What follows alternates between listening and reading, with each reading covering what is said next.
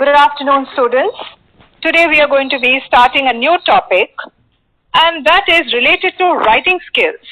You know that English language involves all four aspects of a language, which include reading, writing, listening, as well as speaking.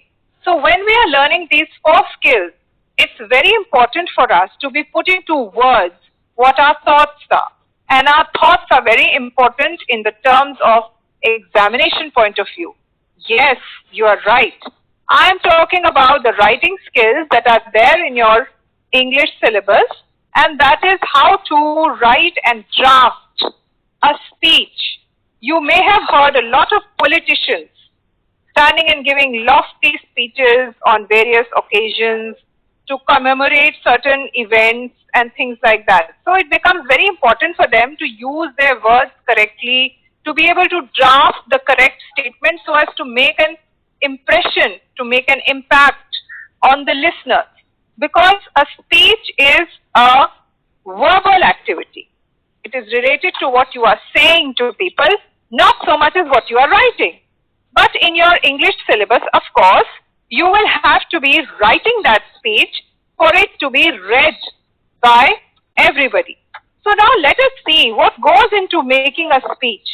First of all, a speech is written or drafted primarily for the purpose of influencing a person towards a particular point of view. Only if the speech is strongly worded, if it is going to make an impact, if it uses the right kind of words, the right kind of opinions, etc., only then you will find that people are more inclined to listen to you or to follow your way of thinking. That is the most important aspect of a speech.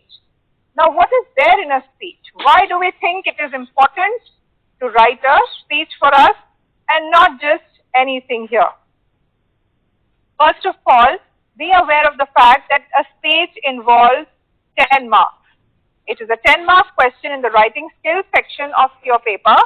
And while writing a speech, you should be able to know that you will spend not more than 10 to 15, or rather I should say 12 to 15 minutes in writing this particular speech or solving this particular question.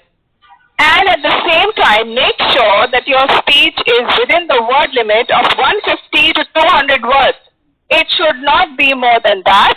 The reason being, you will exceed your word limit, you will end up writing extra, and then you will not have time to attempt other questions in the exam.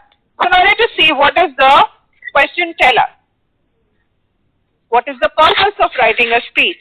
The purpose of writing a speech is to convey your thoughts, your opinions, to share information, spread awareness among a large number of people.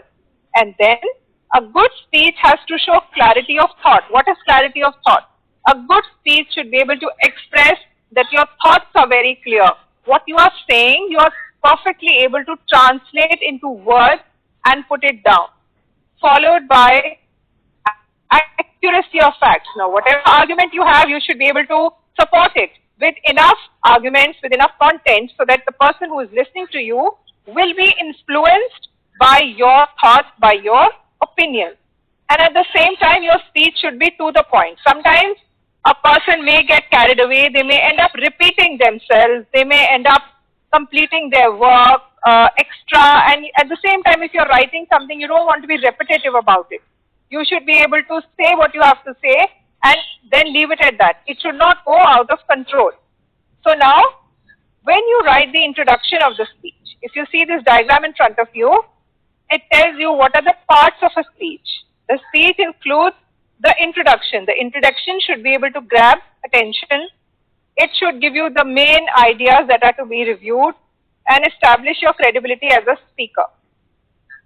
Then, when you come to the main body, that is, in the 3 paragraphs that you draft the speech, you should be able to mention exactly what these topics are about. So, you have to discuss the main ideas. What are the supporting arguments? If any data or any statistics or anything are to be included, that should be given here. Then, your main point should be connected with the other supporting points you're making. It should not be that you're giving half statement here and half statement there. It should not sound like you are disconnected. Then, You should have proper markers. Markers meaning that you should know that you have made your certain point, then move on to the next point. Don't stay stuck at a particular issue and then not go beyond it, because it renders your speech ineffective. Then the conclusion. The conclusion should sum up your key points and at the same time have a good closing statement, which may include a warning, it may include a particular hope or any kind of request for the future. So all these aspects come together in the drafting of a good speech.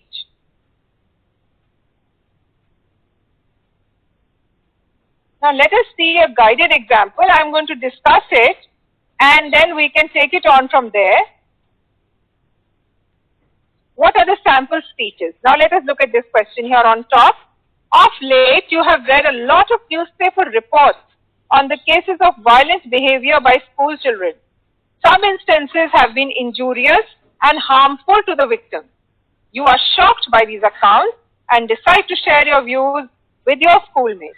Now you have to write a speech for the morning assembly on the topic growing violence in children, causes and remedies. Your name is Tushar or Tushara. So you have been given this information. What your topic is has been given to you. What your identity will be has been provided to you. And the third thing is, what is the content and what is causing you anguish. Now let us see how the writer or the person who has drafted this speech has expressed themselves. They've said, good morning to one and all. So there's an introduction, there's a salutation. So welcome note. Honorable Principal Sir, respected teachers, my dear friends. So this is the morning assembly. Remember the situation. This is not an annual function. This is the morning assembly where students are usually introduced to the topic and then there is further conversation. Today I am here to share my views on the growing violence among children these days. So you have stated why you're here, what is your topic and what you're going to talk about. This is proving to be detrimental not only to children's progress in studies but also their life in general. So in the first paragraph, this person has clearly specified the reason why he or she is here to give a speech and also what is the purpose of this and what is causing the damage. Then the next paragraph, excuse me, beg your pardon. This person says many factors have led to this sad and frightening situation. Now they're analyzing the causes. What are these causes? Trying to understand and perhaps try and remove these things. Paramount among them is the lack of an appropriate environment and good parental care. Pressure of peer also plays an important part. These factors generate negative emotions in children. Feelings of neglect and immense pressure cause anger and dissatisfaction in these youngsters. In addition to this, growing exposure to gory and gruesome killings in movies raises the level of aggression in them. The rush of consumerism has aroused the child's desire to possess whatever he sees in the advertisements on the television. Non-fulfillment of these wants and desires causes resentment and frustration. So now they're trying to put in perspective why this violence is increasing and what it is leading to.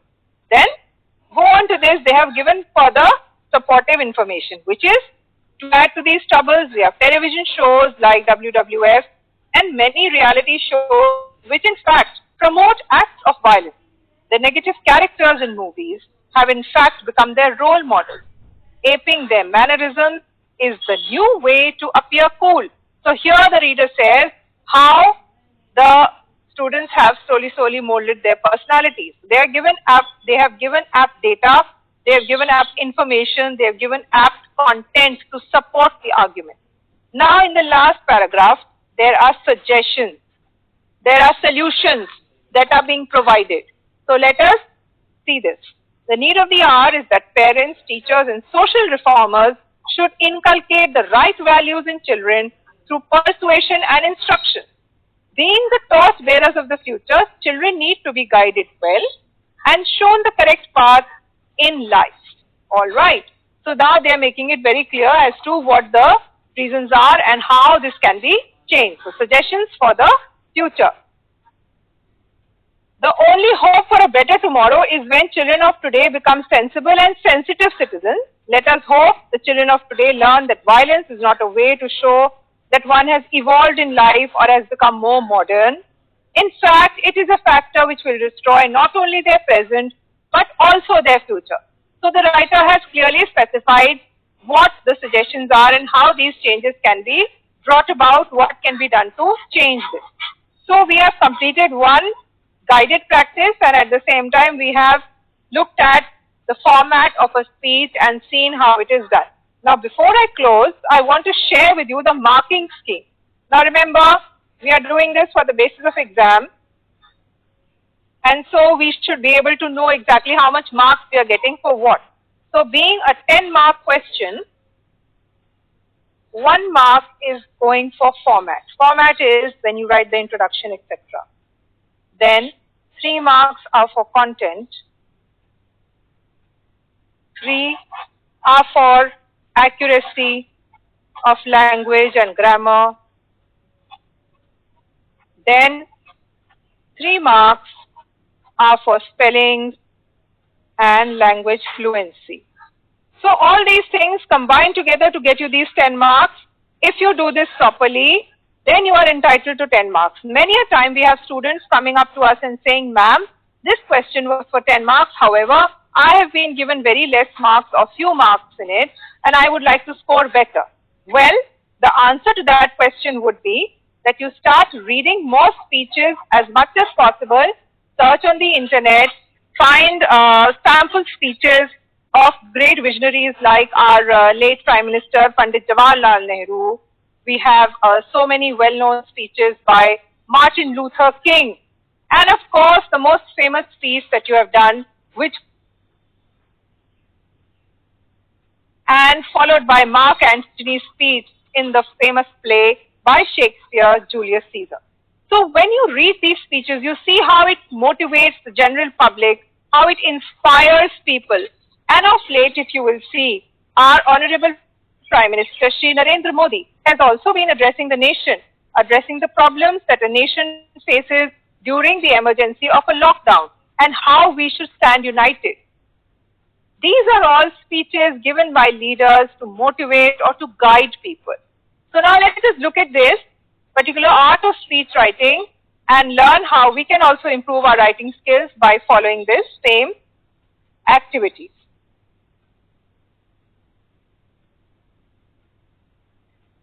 So thank you, students. Thank you for listening to me. And I will be posting these various activities and formats on your group. So have a